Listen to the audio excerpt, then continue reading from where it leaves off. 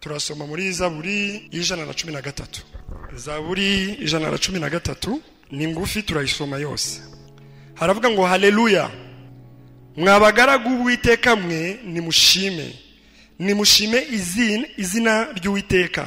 Izina ry'Uwiteka rihimbazwe uhereye none ukageza iteka ryose, uhereye aho izuba rirasira ukageza aho rirengera. Izina ry'Uwiteka rikwiriye gushimwa. Uwiteka ari hejuru y'amahanga yose, icyubahiro cye gisumba ijuru.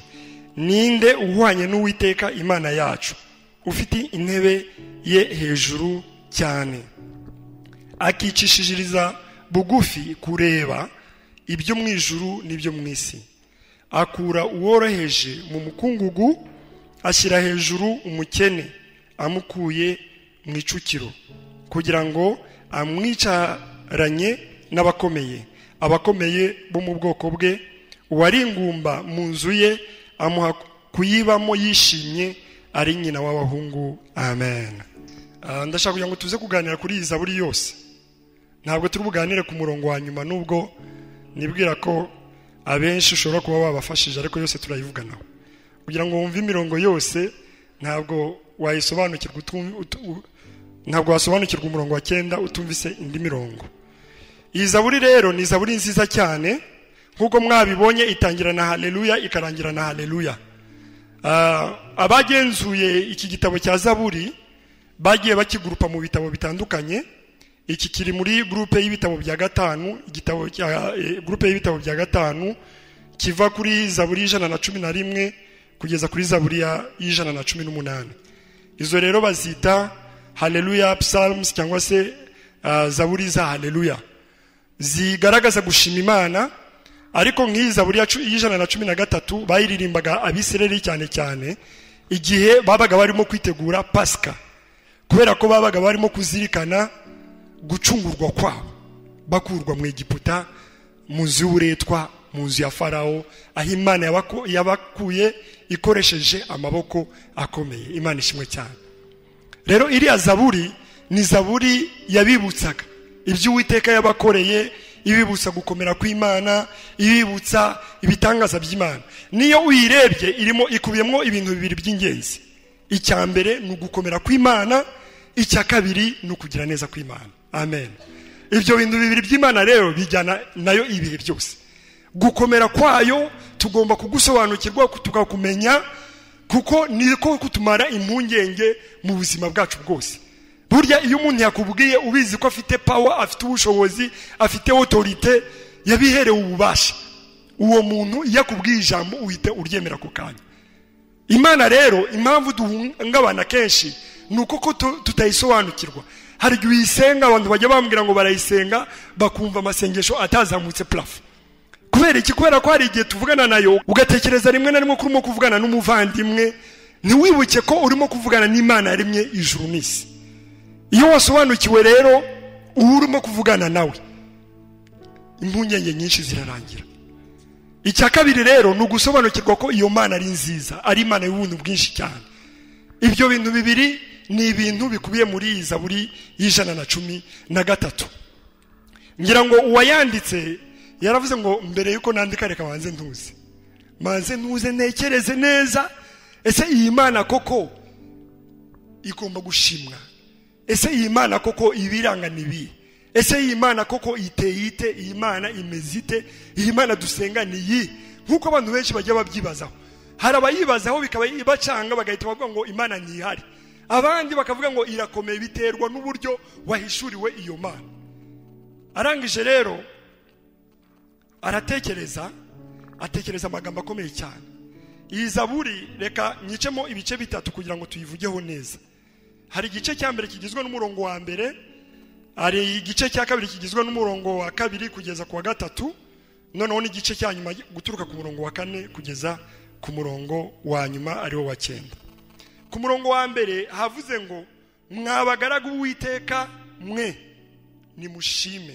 nimushime izina ry'Uwiteka. Amen. Ngo mwabagaragu b'Uwiteka mwe nimushime iki? Izina ry'Uwiteka.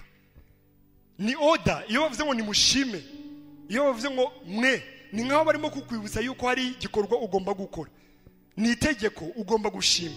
Ariko rero yaje kubikora neza cyane. Muraza gusanga yuko ntabwo ari kudupushinga ngo bavuge ngo shima, kwa kundi bigeze kubwira umuntu ngo icara, ahita avuga ngo papa ariko ndicara kubera iki, muri kicara, arangije aravuga ngo papa ndakubashye reka nicare, ariko mu mutima wanjye ndahagaze neza. Urumva, ntabwo ari kudupushinga nka wa muntu, hari impamvu turaza kuzigeraho. Imana ishimwe cyane. Ariko aravuga ngo mwabagaragu Uwiteka mwe nimushime Uwiteka. Iri ni ijwi ry'umuririmbyi wa Zaburi riduhamagarira gushima Uwiteka mu buzima bwacu buri munsi. Kandi turaza gusanga ko hari impamvu. Hari abantu batangiye kwibaza ngo ariko se ubundi ndayishimira iki koko? Imana yanyimye abana, yabanyimiye iki nayikoze iki ko nakuze ndisugi nirinda, ukavuga ufite impamvu nyinshi. Nanjye ndasumva pe, urazifite zo kwibaza ngo ariko nayishimira iki?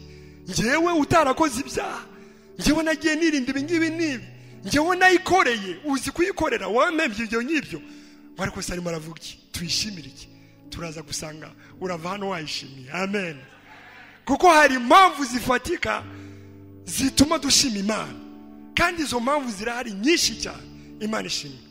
Rero umuririmbyi wa Zaburi yatangiye, we yari yamaze kubisobanukirwa. Ni nkaho murabizi iyo umuntu arimo gukina filime, ubundi twebwe dutangira tuyireba, ibyo tubona nibyo bya mbere tuba dutangiriyeho. Ntuzi ngo filime irarangira gute, ariko iyo wicaranye n'umuacteur abazi ngo uyu mutipa arimo ararira, ibi ngibi birimo kuba, ariko biraza kurangira neza yasetse yishimye. Uwanditse Zaburi rero we yabirangije, yaravuze ngo nimushime Uwiteka, atari yadusogongeza ku bindi, ariko we deja yamaze kuzura umwuka wera yishimye cyane, kuko Imana yamaze kumusogongeza, yayirebye, yayitegereje, yayimenye, arangije aravuga ngo nimushime Uwiteka n'ukuri. Imana ishimwe cyane. Haleluya. Icyo ni ikintu cya mbere yaduhamagariye, no guhamagarira abakozi b'Imana, abagaragu b'Imana, abantu bayimenye, abantu bayisobanukiwe, gushima Uwiteka. Umurongo wa kabiri rero n'umurongo wa gatatu haravuga ngo izina ry'Uwiteka rihimbazwe uhereye none ukageza iteka ryose. Uhereye aho izuba rirasira ukageza aho rirengera, izina ry'Uwiteka rikwiriye gushimwa. Amen. Uyu mugabo rero ntabwo yatworoheye.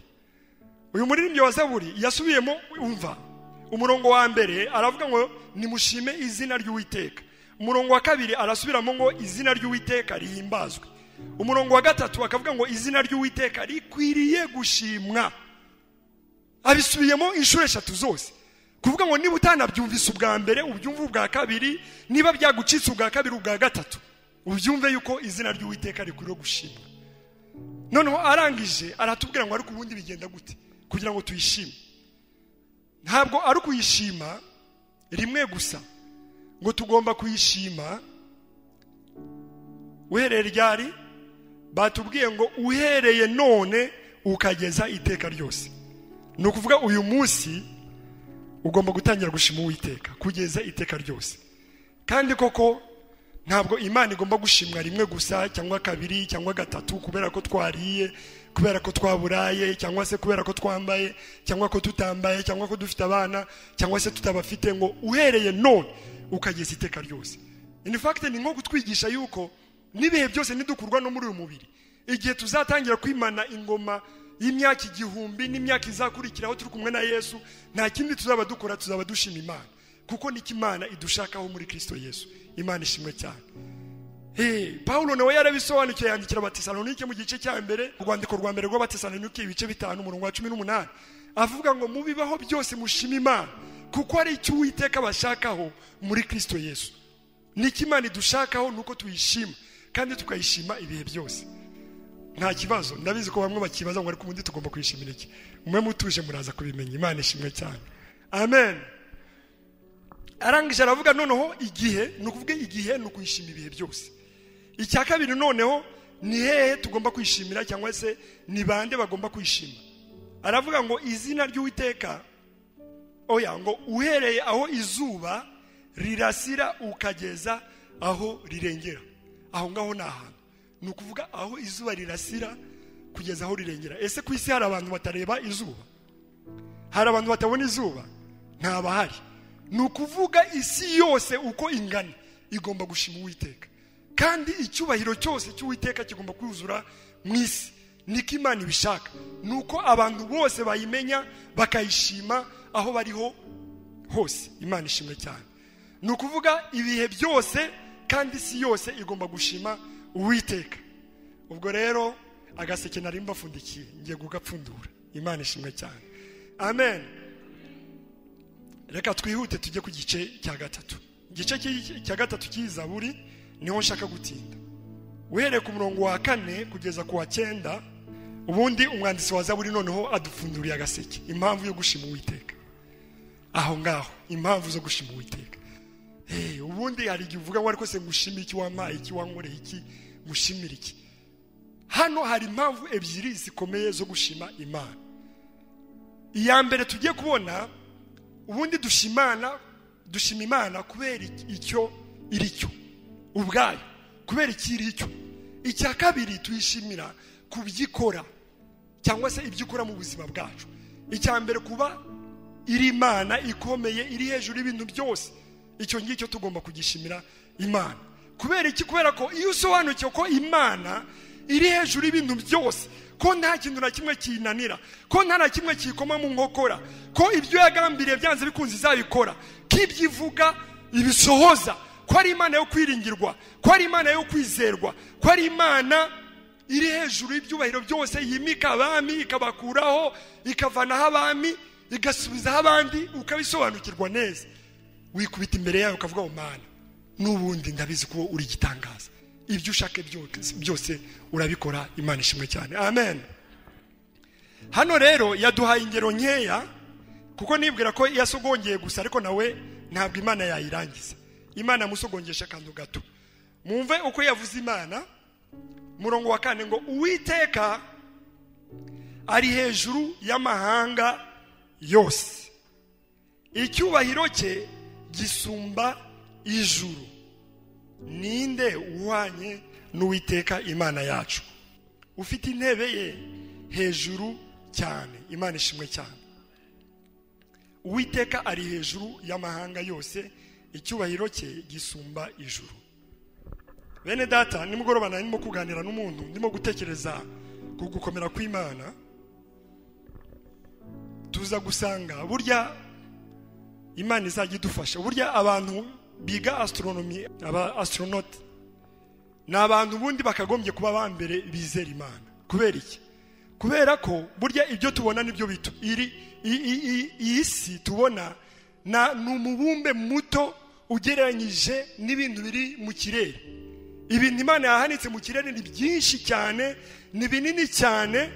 Reka mbaho urugero ruto gusa kugira ngo mubisobanukirwe. Wari uzi ko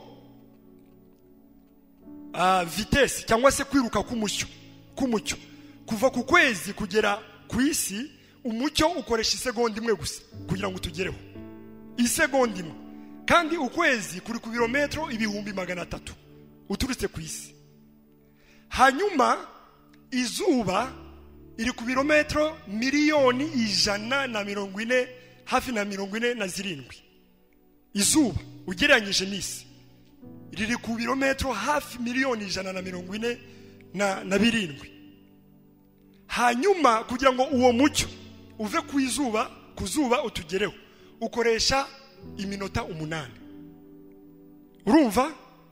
Kandi noneho izuba, icyo bita galaxy, icyo bita isi yose twitegereza, ntabwo izuba riri hagati, oya, riri kure ryegereye isi.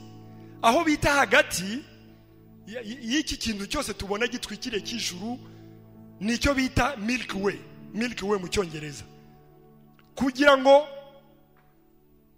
uyu mucyo ndimo kuvuga ugende, uwa mucyo ugenda ukagera isegonda imwe, ukaba wageze ku kwezi, ukaba wakoresheje iminota 8 kugera ku zuba, bisaba imyaka 11 n'ibice 2 kugira ngo ugere aho hantu bita Milky Way.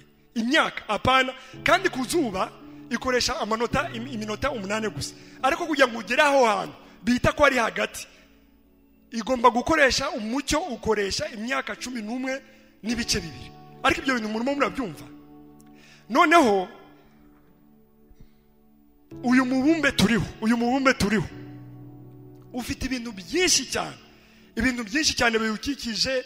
Hari indi mibumbe, hari ibyo bita amabuye akomeye cyane anaruta n'isi, hari izuba, ariko ibyo byose Imana yabihaye ibintu byitwa harmony, yabihaye ibintu byitwa ordre. Nta bintu by'akajagari, nta bintu by'akavuyo, kandi byose biragendagenda, ariko nta na rimwe bijya bikubitana. Usibye izuba rihagaze, twebwe tuzenguruka, burya isi izenguruka kuri yo, yarangiza ikazenguruka no ku zuba, sibyo? Siko bimeze. Ariko nta na rimwe dushobora kuryama ngo tuvuge ngo saa 2 cyangwa saa 3 ziraza kugera izuba ritari ryagaragara. Oya. Kandi isi imaze iminsi izenguruka, ariko nta na rimwe yagera ahantu ivuge ngo ndarushye reka mpagarare. Oya. Kuko hari itegeko Imana yari haye, isi igomba gukomeza kuzenguruka, kuko ihagaze hari ibintu byinshi byapfa. Ndetse igitangaje, nubwo izenguruka nta na rimwe yagera ahantu ngo izamuke yegera izuba cyane, kuko iryegereye twese twashira, twabakarbonize. Imana kubera ko ifite itegeko yabihaye, ibyo byose biragenda bigakora nk'uko bigomba gukora, kuko byose byumvira ijwi ry'Uwiteka. Imana ishimwe cyane. Dawidi abyitegereje aratangara cyane, arangije avuga amagambo akomeye ngo Mana we, ngo iyo nitegereje ijuru umurimo w'intoki zawe, nkitegereza n'izuba, nkitegereza n'inyenyeri, nkitegereza ibyo byose waremye, ngo ndatangara.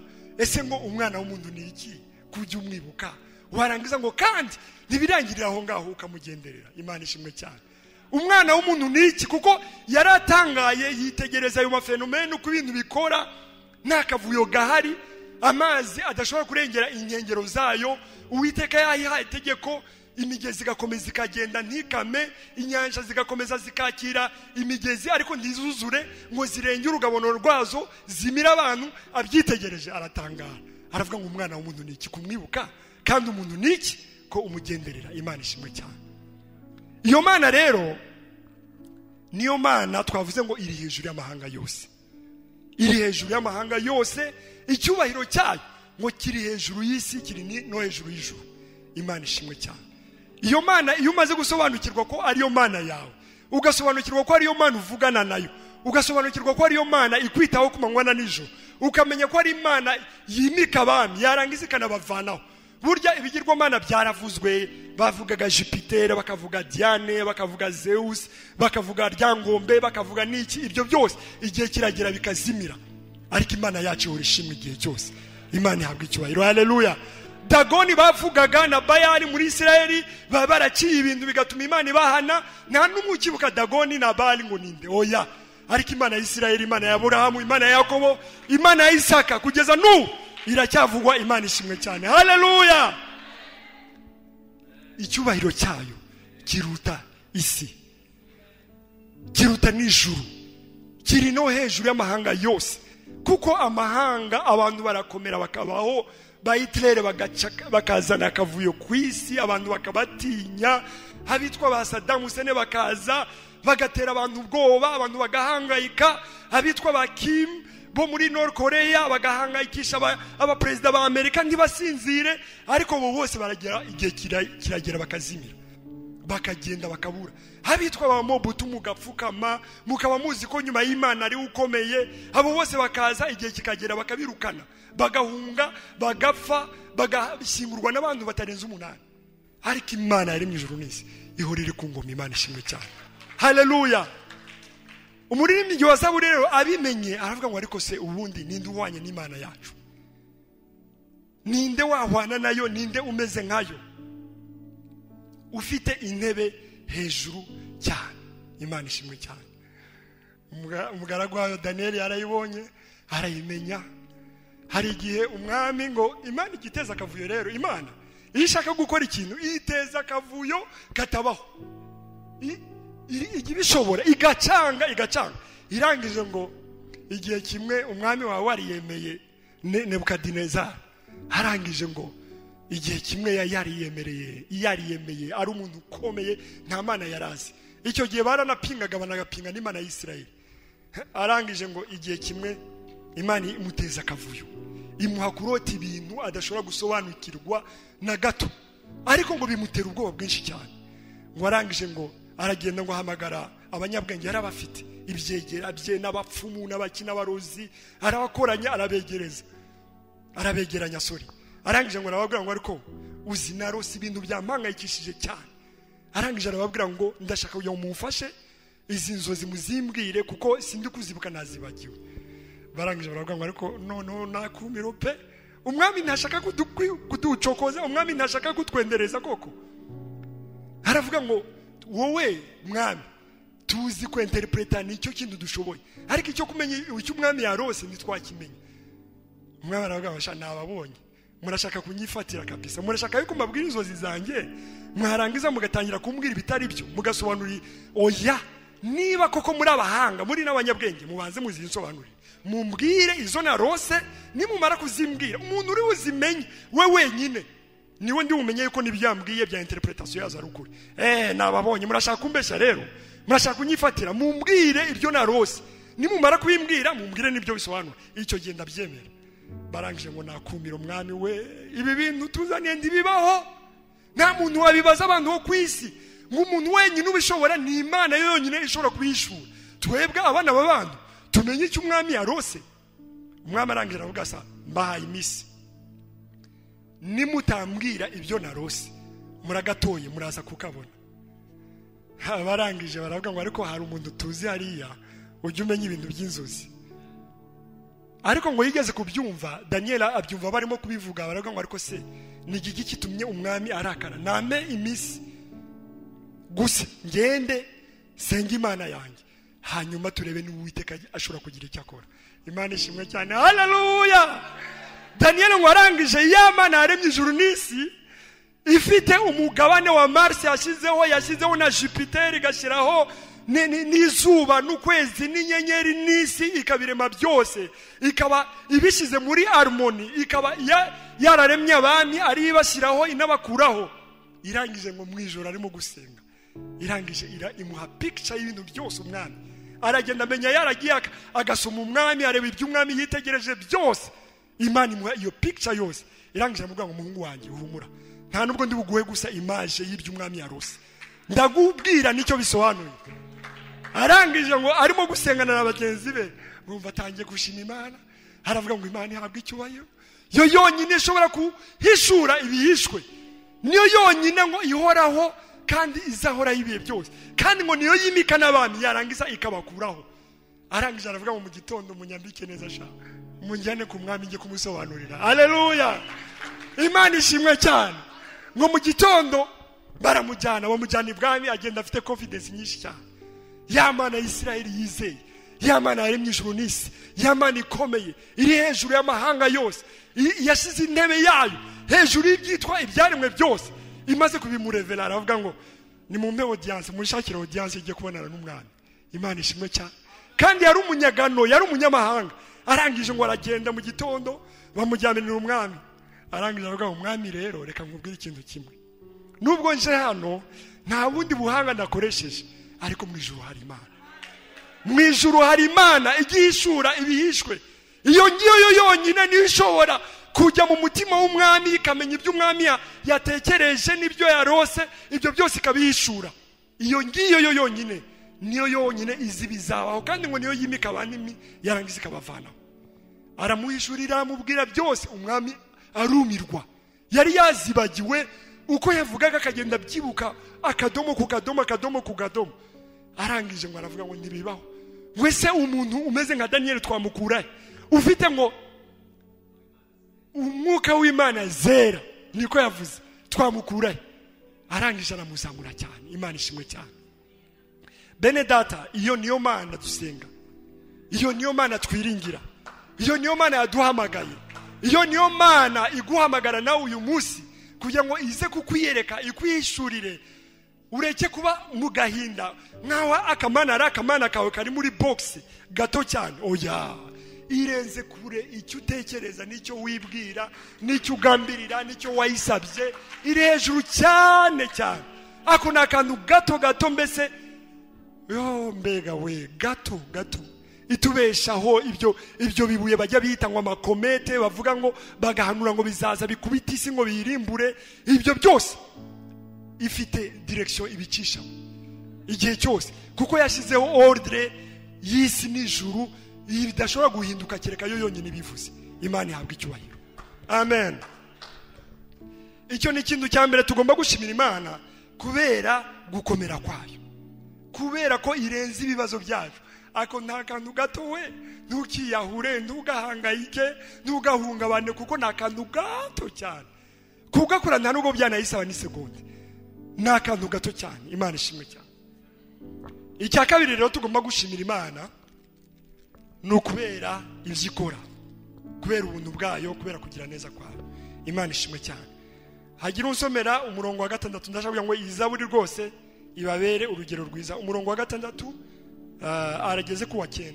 Noneho rero uyu muntu Imana yamuhishuriye ikindi. Uyu muririmbyi wa Zaburi yamuhishuriye ko nubwo Imana ihambaye, nubwo Imana ikomeye gutyo, nubwo iri hejuru y'amahanga, ibimika abami ikabavanaho, igakora ibyishaka, ikaba ifite ubushobozi bw'indengakamere, ikaba iri hejuru y'ikitwa umuntu n'Imana n'ikigirwamana n'icyaremwe cyose kuko cyaturutse kuri yo. Nubwo ibyo byose biriho, twakagombye kuba tugira ubwoba bwo kuyegera, twakagombye kuba tugira ubwoba bwo kuvugana nayo, ntitwakagombye kuba dupfukama ngo tuyivuge, sinakagombye kuba mpagaze hano ku gatuti ngo nyivuge. Ariko hari indi karakteri igira nziza cyane, hari indi karakteri igira muri yo mu bumana bwayo bwo kwicisha bugufi. Yo, haleluya! Ngo bwo kwicisha bugufi, ikicishiriza bugufi ngo kugira ngo irebe ibiri gukorerwa mu ijuru n'ibirimo gukorerwa ku isi. Si ibyo gusa, irebe n'agahinda n'imibabaro n'ibibazo ndetse n'abayitakira no gukiranuka kwabo no gukiranirwa kuri mu isi, ngo yicishiriza bugufi nubwo ari Imana iri hejuru cyane, kugira ngo ibyo byose ibirebe. Imana ihabwa icyubahiro. Imana rero nicyo kintu kiranga gikomeye gituma abantu bayikunda, ko yicisha bugufi.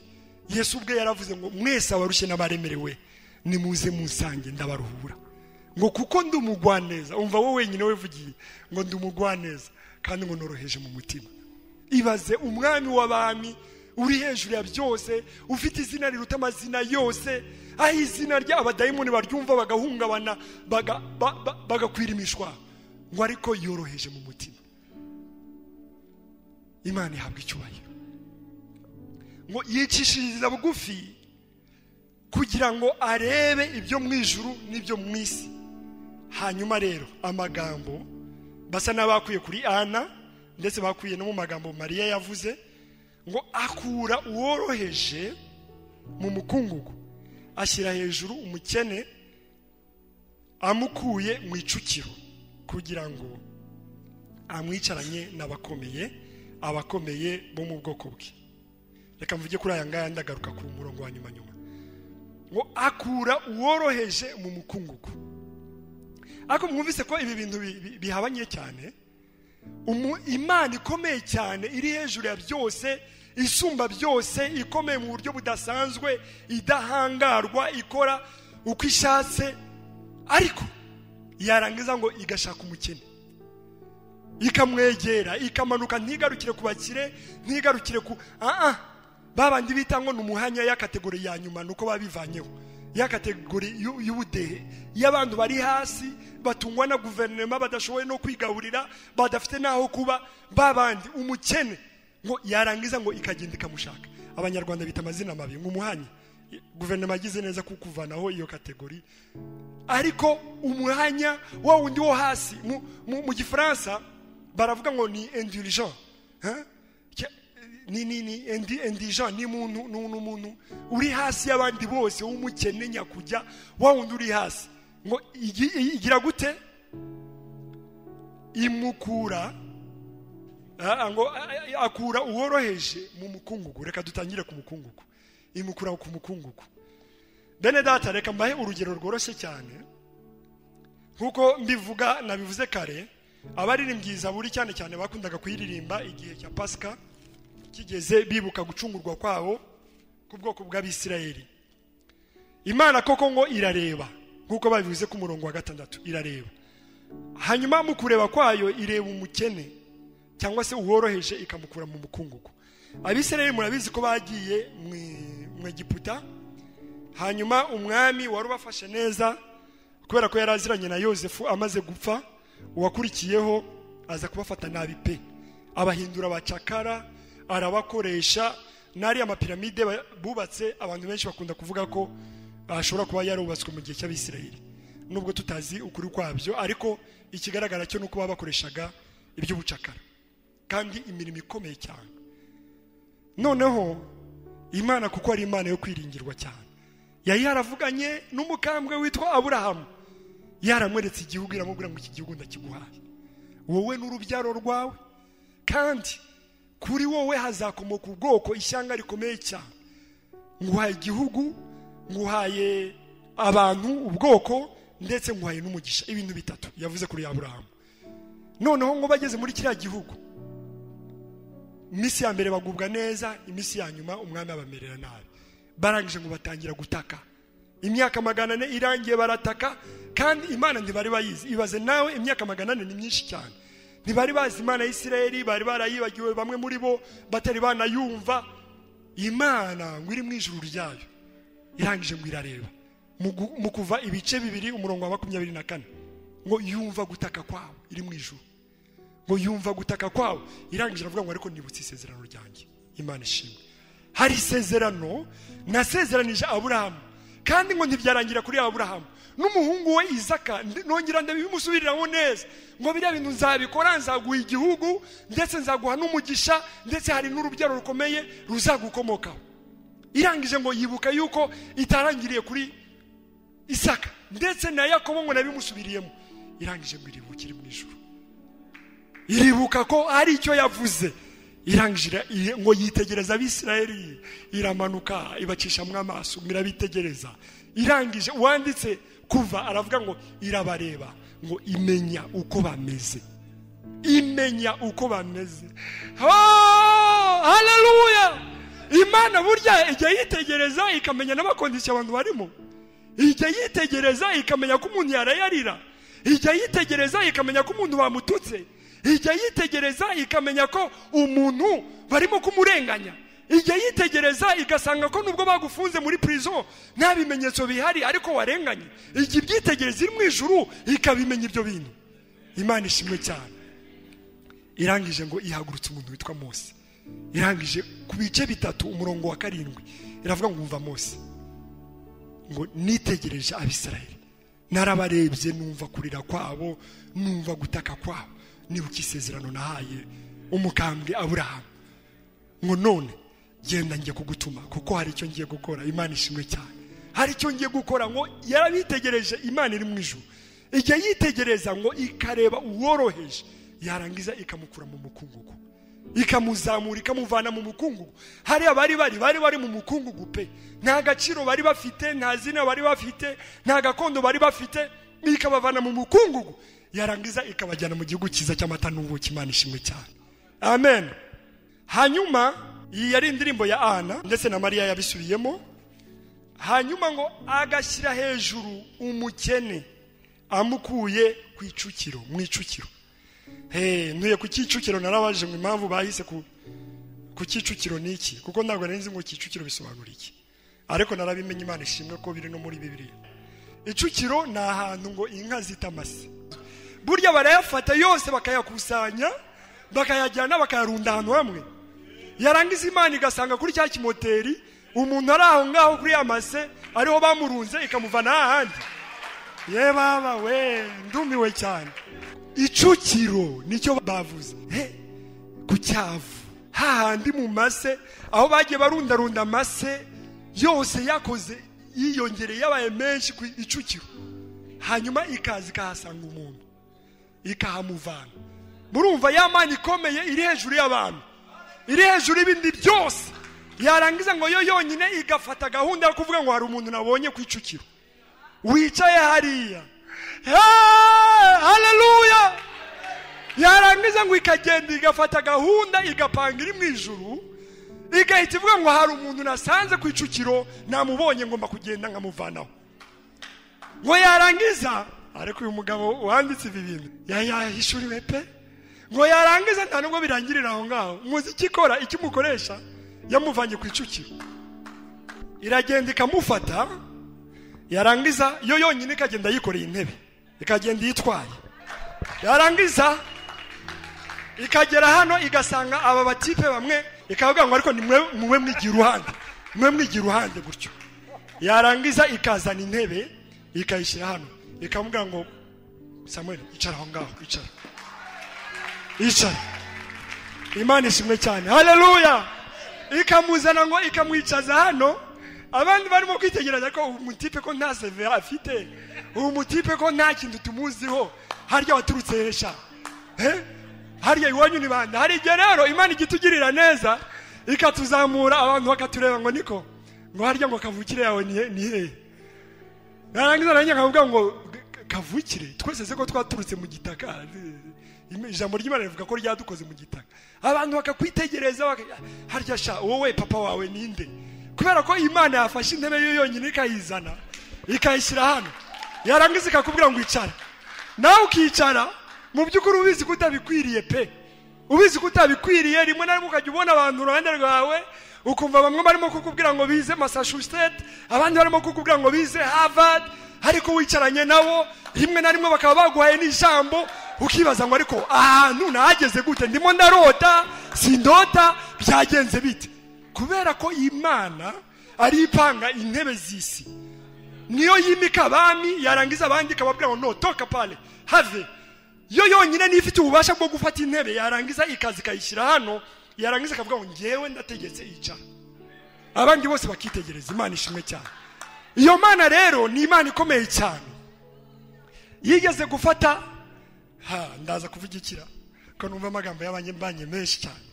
Umuntu witwa Yosefu ajya nshimisha cyane. Yosefu burya baramujyanye, ariko bamujyana ari umucakara, bamujyana ari umucakara, ari slave, ari prisonnier cyangwa se ari esclave, baramujyana. Noneho igitangaje, aho yageze yaratangiye kugira umugisha, ibintu biba bibi.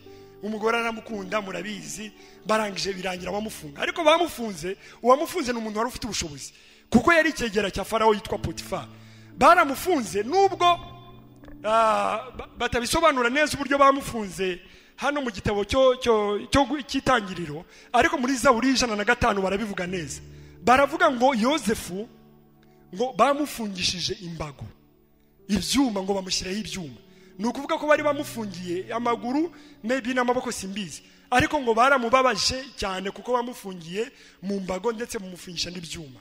Kandi gitangaje, Yosefu hari yarari ntabwo yarafite bene wabo.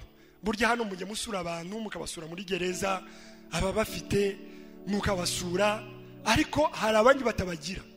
We nta nubwo yarazwi, yari umunyamahanga, kandi wari umufunze n'umuntu wari ufite ububasha, ari no kwa Farawo, ari n'icyegera cye, ku buryo kugira ngo azamenye ko azavamo byari kumugora pe, kubera ko uwamushyizemo.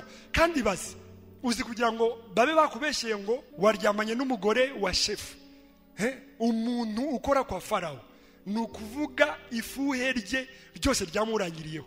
Aravuga ngo uyu muntu ntago ashobora kuzava hariya tanke ngikora kwa Farawo. Baramuzirika cyane, barababara, ndetse naho ngo atangira kubyibaza, baravuga ngo ariko ahantu nzahava koko, ahantu nzahikura. Iyo Zaburi 105 iratubwira ngo kugeza igihe ijambo ry'Uwiteka ryasohoreye, ngo isezerano rye ryaramugeragezaga. Kugeza igihe Imana yakoze ibyo yagombaga gukora, yaribazaga ariko sha burya nararose ibyo nabwiraga papa, byari inzozi gusa byarangiriye hariya, ese koko byari byo? Ntabwo byari byo. Ngo kugeza igihe ijambo ry'Uwiteka ryasohoreye, isezerano rye ryaramugeragezaga.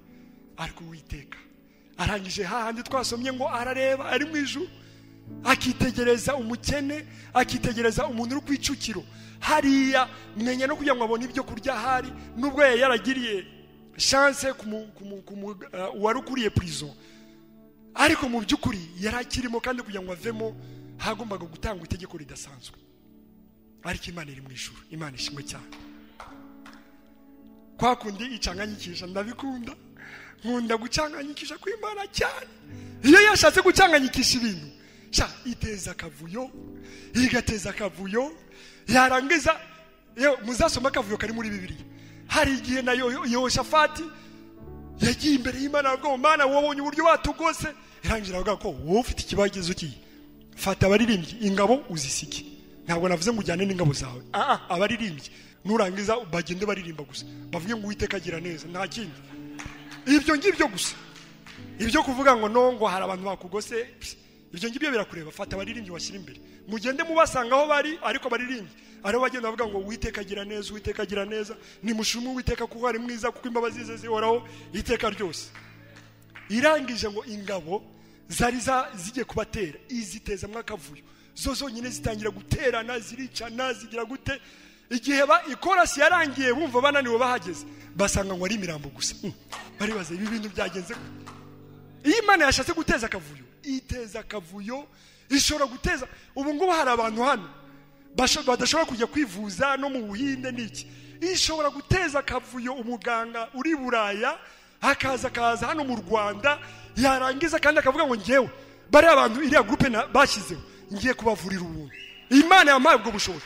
Ndababwiza ukuri, ibi bintu sinabitekereje, ariko Imana ishobora guteza akavuyo. Muri Amerika igateza akavuyo, yo yonyine ishobora gukora ibintu. Iyo yagambiriye, yahagurutse, nta kintu na kimwe gishobora guhagarara mu nzira yayo.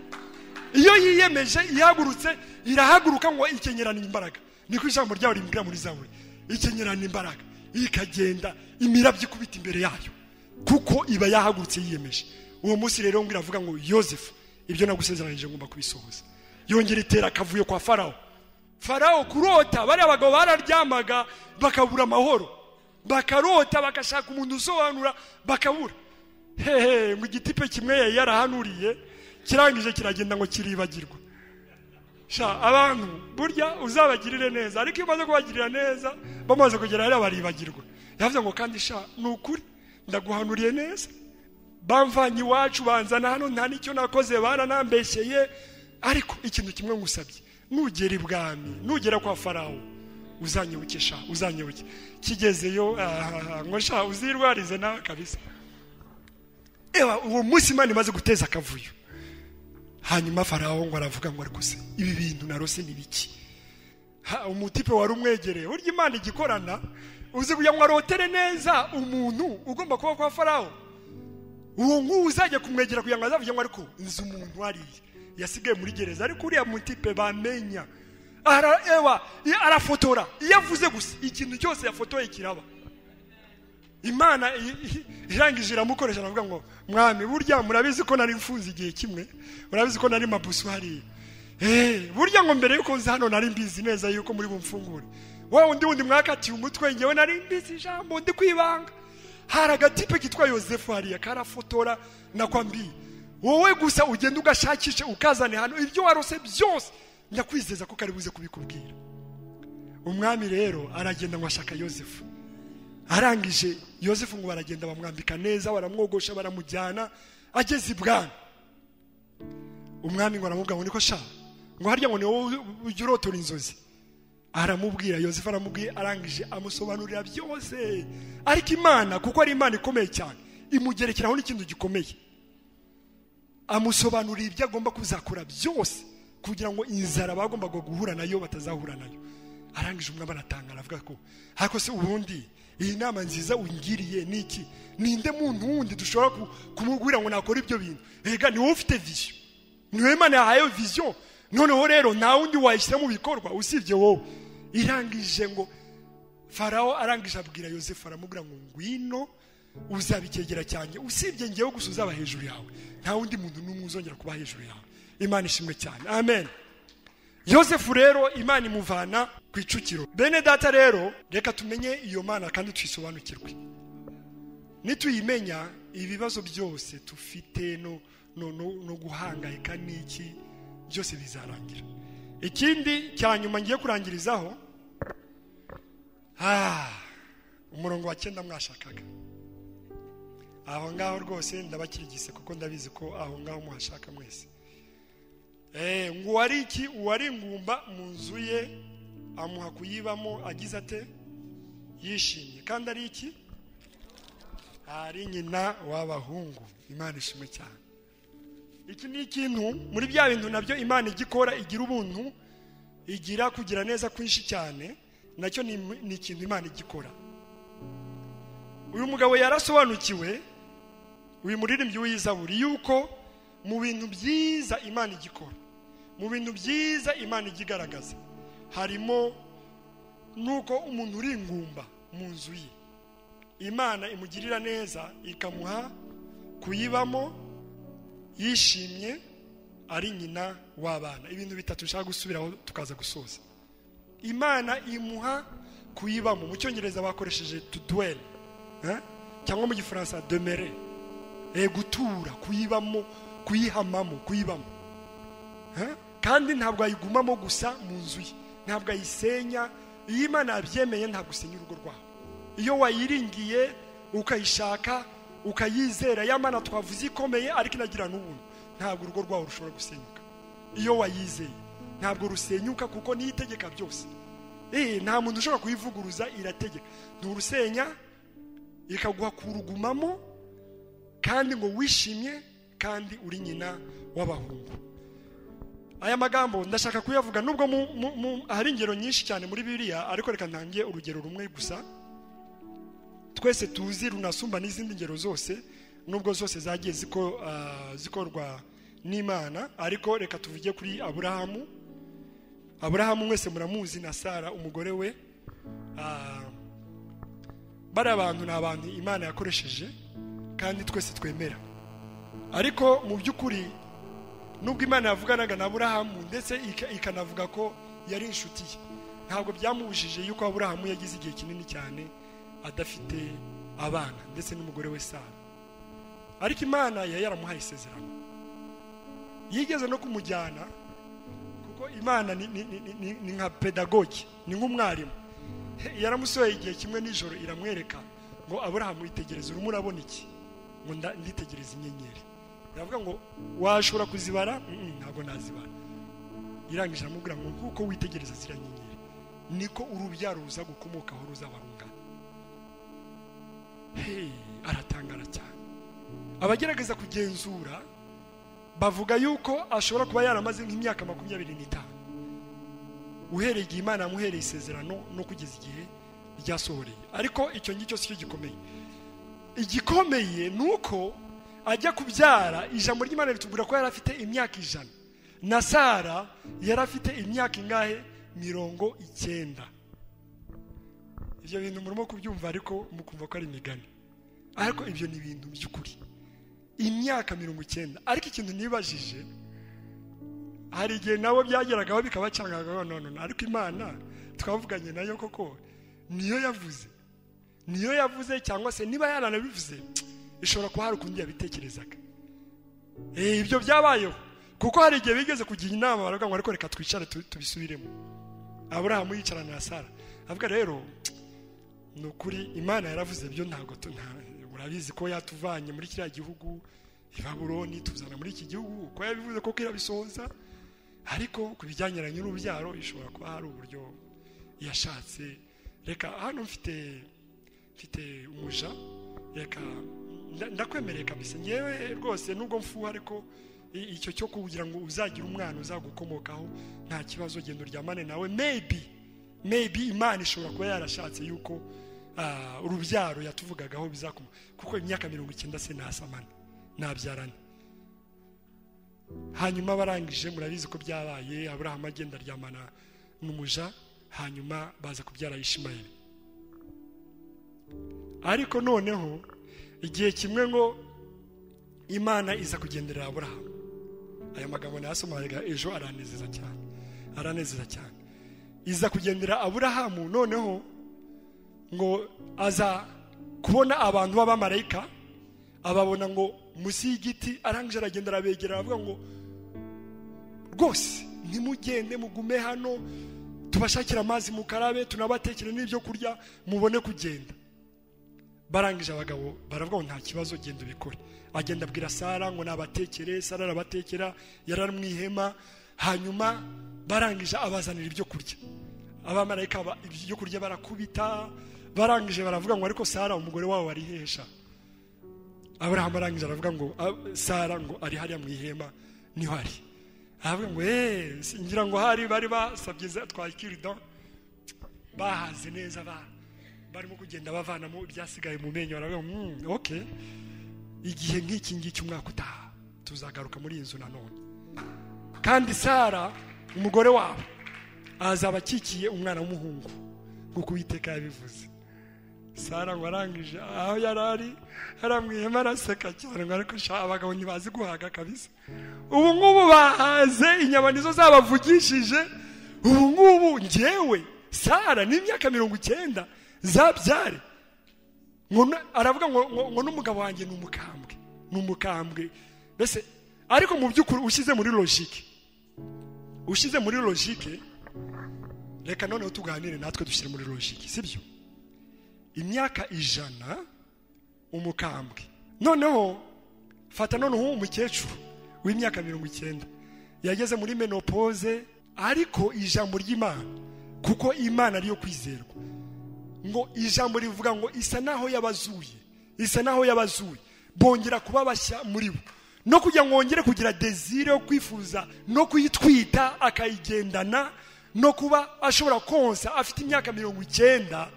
Ibyo nta handi byaturuka, ariko kuko Uwiteka yabivuze kugira ngo yerekane yuko ishobora kuzura ibyapfuye byose, yarabikoze. Kuko Sara n'isoni zaramwicaga twite, aravuga ngo noneho Uwiteka aransekeje. Burya ngo Isaka arasobanura ngo he will laugh, cyangwa se ngo azaseka, kuko barasetse cyane, barasetse baravuga ngo Uwiteka aradutangaje. Imyaka 90 muri menopause tugatwita nkabyarira Aburahamu, kuko ngo bamaze kubyara ni nka Imana yaravuze ngo none mwamvangiye pe. Bakimara kubyara Ishmaeli mwamvangiye. Icyo navuze naravuze ngo umwana azakomoka kuri Sara, sinavuze ko azakomoka handi. Mwamvangiye rwose, kandi umugisha nzawubaha, ariko umwana agomba guturuka kuri Sara. Imana ishimwe cyane. Rero Imana niyo kwizerwa ngo itanga iki? Uwari ingumba amuha kuba mu nzu yishimye, ari nyina w'abahungu. Ni nayo itanga ibyo byishimo. Rero bene data, ndashaka kubabwira ko Imana nta kintu na kimwe idashoboye. Reka ndangirize ku buhamya bw'umuntu muto nasomye, ubuhamya nasomye ejo bw'umuntu witwa Terry Gobanga. Nimumushyira muri Google muraza kubona ubuhamya bwe. Ni umupasiteri kazi wo muri Kenya. Reka mbirangirizeho kugira ngo mbereke ko Imana ikora ibikomeye, nubwo yagucisha mu bikomeye ariko ibifite impamvu. Uyu Terry Gobanga yari umupasiteri kazi n'ubu muri Kenya.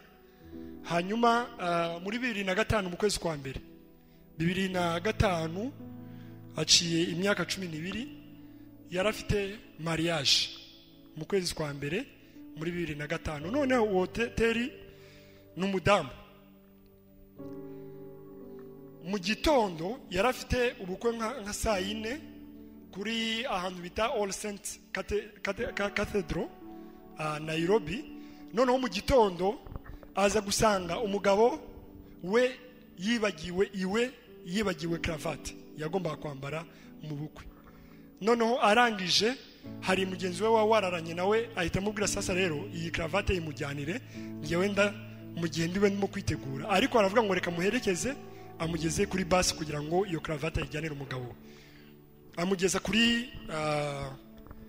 kuri gare, ahita amusezera aragenda. Mu gihe arimo kugenda ko hari mu gitondo cya kare, hari umugabo umwe wari wegamiye imodoka, arangije akimara kumucaho ahita amufata mu mugongo, ahita amwinjiza mu modoka, aramutwara, asanga harimo abandi bagabo 2. Bamujyana hanze ya Nairobi, barangije baragenda baramuvyola, bamufata ku ngufu. Noneho mu gihe bari bamufashe ku ngufu, uwa nyuma bari bamushyize igitambaro ku munwa kugira ngo ataza gusakuza. Barangije, kandi ni umupasiteri, nababwiye ko ari umupasiteri, yari afite ubukwe uwo munsi. Arangije arabinginga ngo nimundekure mfite ubukwe uyu munsi. Barangije umwe aramubwira ngo nukomeza gusakuza turakwica. Barangije ahita arya umwe muri bo, aramubabaza cyane. Amaze kumubabaza, noneho bahita bacana imodoka baragenda. Barangije uko bakagendaga imodoka yiruka cyane, baramufata baramujugunya mu muhanda wa kaburimbo. Arangije yikubita hasi arakomereka cyane, inda ye irasaduka, noneho ahita atakaza ubwenge. Umwana wamubonye ahita ahamagara nyirakuru, aramuhamagara amwereka hoteli, noneho bahita bahamagara polisi. Bahamagaye polisi iraza itekereza ko yapfuye, bahita bamufata bamushyira mu modoka ya polisi, bamutwikiriza couvreli, barangije bahita bamutwara mu modoka bagiye kumujyana muri morgue. Bagiye kumujyana muri morgue bahita bumva ari yitsamuye, baravuga ngo byari byose umuntu yapfuye, bahita bamujyana muri hopitali ya Nairobi. Noneho umwe sinzi uburyo Imana yamukoresheje tu aratekereza avuga ngo uyu muntu uko tubibona ibyo ari byose ashobora kuba yari afite mariage. Bahita batangira kubaza ahantu hose mu churches, noneho bagwa kuri yo All Saint Cathedral, bababaje baravuga ngo nibyo koko hari umugeni dutegereje hano, umugabo yamubuze n'ababyeyi bamubuze, abantu bose bayobeye iyo yagiye. Bakimara kubivuga rero ababyeyi babimenya ko yakoze accident, baragenda baramureba, urumva nta bwenge yari afite, kugeza igihe ubwenge bwagarukiye atangira kubabwira uko byagenze. Nyuma yaho rero urumva ubwo ntabwo bwabaye, ariko umugabo amaze gukira, uhereye uwo munsi batangiye no kumuha imiti yo kumurinda sida, kuko urumva abantu batatu bari bamufashe ku ngufu bashobora no gutekereza ko afite yarwaye sida. Batangira kumuha imiti, bamuha imiti. Nyuma yaho wa mugabo araza, bagomba gushakana, aramubwira ngo ngiye ndacyagukunze rwose pe, nubwo ntari nabona ibisubizo byo kwa muganga ko baramubwiye ngo bazamubwira nyuma y'imyaka nako amezi 3 niba nta kibazo yagize cyo kwandura nibwo bazamubwira. Noneho amezi 3 ararangira, bahita basanga koko ari negative, nta kibazo yagize. Noneho umugabo aramubwira ngiye ndacyagukunze kandi ndifuza ko tubana. Ariko hagati aho ngaho kwa muganga babe bamubwiye ngo wakomeretse cyane mu nda, ntibishoboka, ntibibaho, unagenda ubyibagirwe ntuzabyara. Umugore arabyakira, ariko kuko umugabo yainsistaga yuko yifuza gukora ubukwe kandi akimukunda, hanyuma baramumuha. Ubwo hari mu kwezi kwa mbere, mu kwezi baramubwira okay, twakubwiye ko nta kibazo cya sida ufite, ariko tugomba gutegereza andi mezi 3 akaba 6 kugira ngo tube turi sure neza ko nta kibazo ufite. Barategereza ukwezi kwa 6 kuragera, basanga nta kibazo, bahita bategura ubukwe mu kwa 7. Umuntu umwe wigeze gufatwa ku ngufu na wabyumvise amakuru ya teri, aragenda aramubwira ngo rwose twebwe na association yacu tukwemereye ubukwe bwose turabukavaringa, icyo ushaka cyose ugikore, naho ushaka gukorera hani muntu hose uzahage rwose, twebwe byose turabifandinga. Ngo bakoze ubukwe mu kwezi kwa 7 kwa 2005 bwiza bushimishije rwose, ngo ku buryo abantu bose babwitabiriye bashaka kureba uko byagenze. Nyuma rero bahita bajya muri hani muntu nkuko babibemereye, bamarayo iminsi 29. Bagaruka mu kwezi kwa 8 nyuma y'iminsi 29. Kandi murabiza bagiye Nairobi mu kwezi kwa 7 kwa 8 haba hari imbeho nyinshi cyane. Batashye basanga mu nzu yabo hari imbeho nyinshi pe. Noneho umugabo we aragenda afata imbabura arangije ayishyiramo amakara, ahita ayishyira mu cyumba kugira ngo gishyuhe. Noneho arangije ayivanamo, abonye amaze gushyuha ayikuramo, arayijyana ayishyira ahandi hantu mu nzu ariko hatari mu cyumba. Noneho uko baryamye umugabo akamubwira ngo ariko ndumva afite ikizungerera, ndumva meze nabi. Umugore aramubwira sefe uburiya biraza gushira tu ntago. Noneho umugabo akamubwira ko ndumva bimeze nabi cyane. Noneho umugore nawe atangira kumva ameze nabi, nawe arimo gufatwa. Ahita umugore aramubwira ko rero nubwo bimeze bityo ndumva hakiri imbeho, reka genda ujye gufata indi couverture uyizane hano. Umugabo aramubwira rero ndumva nta mbaraga mfite pe, meze nabi, ntabwo nashobora no kujya gufata iyo couverture. Umugore nawe ashaka kujya kuyifata, nawe biramunanira. Nibwira ko bishobora kuba yarabaye efe y'imbabura ahari bari bashyizemo aho ngaho. Noneho umugore abona ko umugabo we yamuhamagara, umugabo we akitaba, ikindi gende ntamusubize, ahita yumva ko ibintu bimeze nabi. Ngo aragenda kamba agera aho bari bafite telefone, ahamagara abaturanyi. urumva icyo gihe byari byo byose n'amatelefone fixe yari ahari. Arangije aragenda ahamagara abaturanyi baraza, amaze ngo kugira ngo agere ku rugi abakingurire, ngo byamufashe umwanya munini cyane. Uwo mugore arabakingurira, amaze kubakingurira barinjira, ahita yikubita hasi atakaza ubwenge. Uwo mugore aza kwireturuva ari kuri hospital, hanyuma aravuga ngo umugabo wanjye ari hehe? Baramubwira ngo humura, umugabo wawe ari mu cyumba kindi, hari ibyo turimo kumukoraho. Ariko umugore kuko yarazi ko umugabo we ameze nabi, yarangira aramubwira ngo ngewe ndi pastor kandi nahuye n'ibibazo byinshi cyane, nimumbwize ukuri umugabo wanjye ameze ate? Umuganga amukanurira amaso aramubwira ngo I'm sorry madam, umugabo wawe yitabye Imana. Umugore yararize nyuma y'ukwezi gusa, arira amarira menshi cyane. Arangije ibaze aho yarari bamusezeranya, nyuma y'ukwezi gusa yarasubiyeyo agiye gushyingura. Yambaye ikanzu yera, noneho agenda yambaye yijimye. Arababara cyane, abantu batangira kuvuga. Urumva umuntu bafashe ku ngufu bikagerekaho nanone yuko umugabo we yapfuye, mwavuga ko ari iki? Bavuga yuko afite imikasiro, kwa kundi abantu bajya bavuga ngo imikasiro, ngo afite imivumo, afite iki. Bavuga amagambo menshi, baramutuka, bagira gute, abantu bamuvugaho amagambo menshi cyane. Arangije ahantu yari yicaye nyuma yo gushyingura, kuko yumvaga yanze isi, yiyanze, yibaza n'Imana impamvu yamuretse, yibaza kuki ibi bintu ari nge byabayeho ndi umukozi w'Imana, kubera iki ibi bintu Imana ishobora kwemera ko bibaho mu buzima bwanjye. Nyuma Imana iza kumwoherezaho umusore wamuha gakeya cyane, agahora amwitaho, aramubwira ngo ariko niba ushaka kugira ngo ukire ugomba kuzajya uvuga izo story zawe, ukazivuga ukabohoka, kandi ugakomeza gusenga Imana. Imana ntiyagutaye, bibaho mu buzima, kandi ibyo byose bibaho kubera ko bifite impamvu.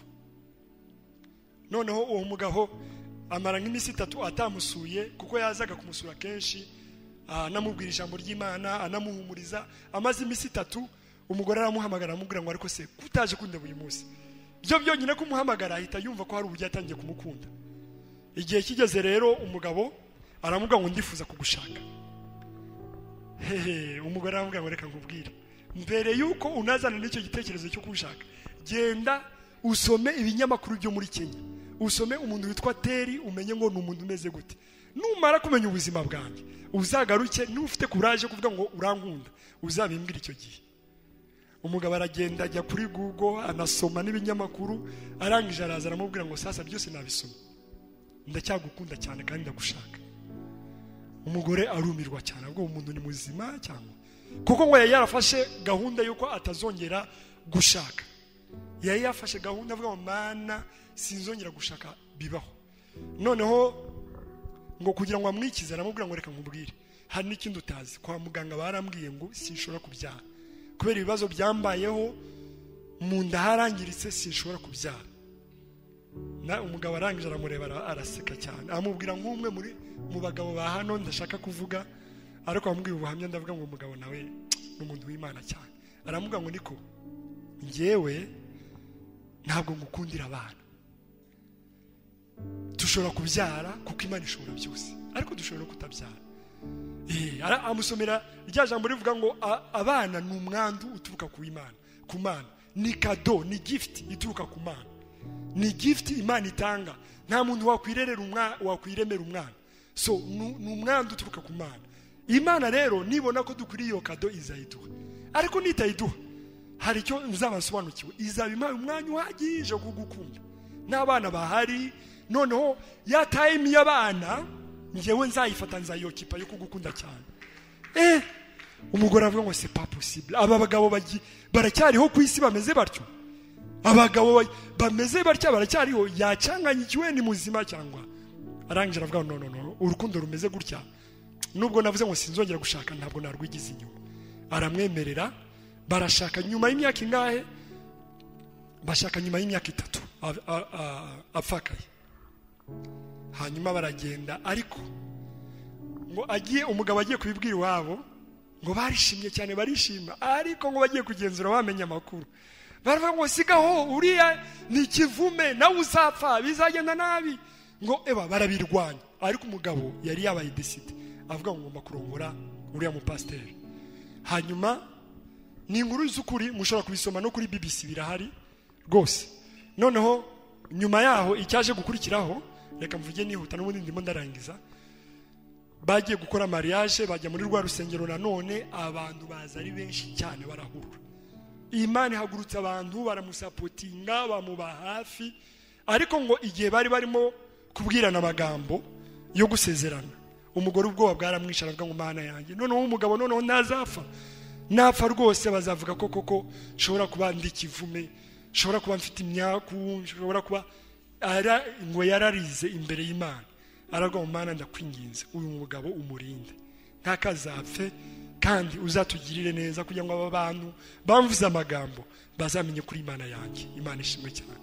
Ngo yariza amarira atabaho, adashobora kwikontrola imbere y'Imana. Imana ishimwe cyane ko ijya yumva. Haleluya! Rya jambo ngo yitegereza iri mu ijuru, ireba n'uyu witwa Teri, irangije irabyemera. Ngo nyuma y'umwaka umwe gusa bashakanye, ngo yatangiye kumva ameze nabi, yumva amaleze, ngo ajya kwa muganga atekereza ko ari cya gikomera afite mu nda. Barangije baramubwira ngo twasanze utwite. Imana ishimwe cyane. Nyuma y'umwaka umwe ngo twasanze utwite. Arangije avuga ngo ntabwo bishoboka. Kwa muganga barambwiye ngo ntabwo bishoboka, ngo ya uratwite rwose nta kibazo. Ubu afite umwana w'umukobwa mwiza, yafatanye nawe amafoto. Nyuma y'imyaka 4 Imana iramushumbusha imuha umwana w'umukobwa wundi mwiza. Imana ishimwe cyane. Bene data rero, ubu ngubu uzi igitabo yanditse mu gitabo gikunzwe cyane kigezwe muri no minsi, cyitwa Crawling Out of Darkness. Crawling Out of Darkness. Ni ngombwa ko bivuge mu Kinyarwanda, gukambakamba uva mu mwijima, gukambakamba usohoka uva mu mwijima usohoka. Ni ukuvuga hari umwijima ubu hari, ariko nubwo byaba ngombwa bigusaba kugira ngo ukambakambe, ariko uwo mwijima uwuvemo, kuko hari umucyo Imana yaguteganyirije wundi ugomba kugeramo, kandi Imana ijya ibikora pe. Ubu ngubu icyo gitabo kirakunzwe, n'Imana yamuhaye ministeri yo gufasha abandi badamu cyane cyane bafite nk'ibibazo yagize byo gufatwa ku ngufu. Ubu arabafasha akabahumuriza from the darkness, yabashe gukambakamba avamo. So nashaka kubabwira bene data yuko iyi Imana dusenga, iyi Imana dushaka, iyi Imana ni ifite ubwo bubasha bwose bwo kuba yatuvana muri ibyo byose, kandi ikatwicazanya n'abakomeye, ikatugirira neza. Twese tujya duca muri biriya bibazo, ukagera igihe ukarakarira Imana, ukumva rwose ufite bayikweretse gusa wagira icyo wibwira, cyama ngo nkagiraho murira nayo nkagira icyo nyibwira. Mu by'ukuri nuko hari ahantu nawe utari wagera, kandi twese ayo ma etape tugenda tuyacamo. Ariko Yesu yaravuze ngo mbasigiye amahoro, kandi ntabwo nyatanga nk'uko isi yatanga. Burya ayisi na igihe gito, kandi ajyana n'ama circonstances, ariko ubundi ya Yesu yakagombye kubaho mu bihe byiza no mu bihe bibi, kuko usobanukiye Imana yawe iyo ariyo. Ntabwo amahoro yawe yakagombye kudepanda nuko ufite abana cyangwa utabafite, cyangwa wabonye akazi keza cyangwa utagafite, cyangwa wariye cyangwa utariye. Byakagombye kuba ari uko ufite umwami w'amahoro utuye muri wowe, no gusobanukirwa ko akomeye, kandi ko gufite umugambi mwiza, kandi ko atazagutererana. Ibyo bintu rero iyo umaze kubyuzuza ubwonko bwawe n'umutima wawe, urahinduka completely. Imana ishimwe cyane. Reka mbasabe n'ikintu abari hano cyane cyane nk'ama couple, reka mbasabe ikintu. Ku rugamba ntabwo nigeze ndwana, ariko hari ikintu Imana yampishuriye. Twese iyo turi muri kapo muba mumeze nk'abasirikare bari ku rugamba. Iyo muri ku rugamba rero, ubundi muri kurwana n'abanzi, hari ibyo bajya bita muri kuri front line. Ni ukuvuga ababaye abasirikare barabizi neza. Ndarasa, mugenzi wanjye akarasa, tujya tunabireba no muri filime. Hari igihe biba ngombwa, iyo aduyi yabarashe cyane, mushobora kuba ngombwa abari hano, undi akababwira ngo mukomeze murase munkavaringe kugira ngo muse n'abamuzubaza, ngewe ngende nzenguruke musanga hari mutere gitumo aho yarari. Ubundi abakristo ntabwo wakagombye kuba uri hano. Hari igihe Satani akubeshya, uri kumwe na mugenzi wawe, mwese murimo kurasa, Satani abarasa imyambi yakumuriro, none ugahindukira ugahita uvuga ngo ariko uzi ko uyu nguyu ari we mwanzi wanjye. aho gufokasinga mu kurasa satani ukahindukira ukarasa mugenzi wawe. Iyo umurashe uzibiba uramurasa, wamara kumurasa yikubita hasi. Noneho uwarasaga madamu wawe cyangwa uwarasaga umugabo wawe arahindukira, noneho ntabwo abakira umuntu umwe, bakurasa ari babiri. Icyo gihe kugira ngo uzabacike birakugora cyane. Niyo mpamvu muzasanga n'ingo zasenyutse, yaba ari umugabo azajya ntabwo azagubwa neza, yaba ari n'umugore nuvuga ngo ikibazo kiri ku mugabo ukamuhunga, nukuri ndakwizeza yuko utazagubwa neza. So icyangombwa rero reka mubyumve kimwe, musenga Imana, kuko ni Imana itanga abana. Naho uzajya ushobora kuzajyayo warangiza naho ukababura, cyangwa wababona ariko ukaba mu muriro utazima. So rero reka tuze dutegereze Imana, kandi mwumve ko urugamba ari urwanyu mwese, mugomba muzabirebe. Iyo ingabo ku rugamba zitumvikanye ziramarana ubwazo kandi ntizishobora kunesha urugamba. Ndashaka kubasaba rero umuntu wese wumva akiri muri rwa rugamba, wumva abuze amahoro pe, avuga ngo Yesu ndarushye, ndakeneye ko nduhura uyu munsi. We wenyine yaravuze ngo mwese abarushye n'abaremerewe nimuze munsange ndabaruhura. Ni isezerano rye. Niba hari umuntu wumva akeneye kuruhuka mu mutima, reka tumusabe ashyire ukuboko hejuru tumusengere. Izo ntambara zose twaziciyemo, kandi nanjye uzi ngo nakize ryari, nubwo amarira atemba ajya mu nda, ngewe i Butare rwose naranabwirizaga n'iki, bya bindi yavuze ijambo rikomeye cyane rivuga ngo iyo utari wahura n'intambara ntushobora gusobanukirwa ibintu uvuga. Ariko namenye kwemera ikintu bita sovereignty y'Imana, yuko Imana kwa kundi abantu bavuga ngo Mana ubushake bwawe bube mu isi nguko baba we, ubushake bwawe bube. Imana ikubwiye ngo ubushake bwanjye ni ukugira ngo ejo uzapfe, n'urugero ntibikababeho, n'urugero natanze gusa. Ari uvuga ngo ejo uzapfe bavuga ngo oya ubushake ntago ari ubwawe.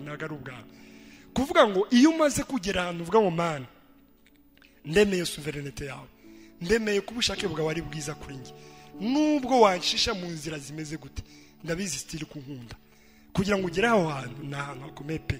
Nanjye narwanye n'Imana mu mwaka umwe kugira ngo nemere cya kintu kivuga ngo Imana iri souverain, Imana ni itegeka. So ngomba kugendera mu murongo wayo. Ni nkaho navuga ngo Mana ndashaka gukora iki ngiki, navuga ngo ushake bwawe bube oya Mana ubikore ndumva mbishaka. Icyo kintu ni ikintu gikomeye cyane. Iyo Imana ikikurengeje uratuza ugahita uvuga okay, abana nibaza mu myaka 20 fine, nanone nibataza n'ubundi ntacyo nabikoraho, ntago narema, ukabyemera ukabyakira. Ariko unazi yuko Imana igira neza, uvuga ngo Mana wagiriye neza Sara, wagiriye neza Ana, wagiriye neza Zakariya, wagiriye ni benshi, ama example ni menshi muri Bibiliya.